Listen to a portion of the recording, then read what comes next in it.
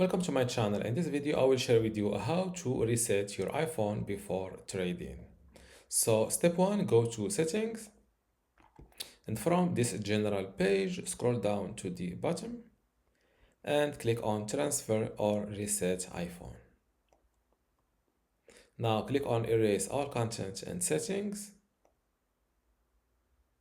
and this or erasing will sign out of your Apple account and remove your personal data, so this iPhone can be safely traded in or given away.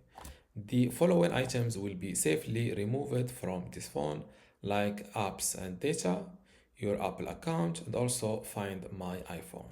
So all you need to do is clicking on this little blue button, continue, and follow the process. Personally, I will not click on it because I'm not looking to erase my or reset my iPhone.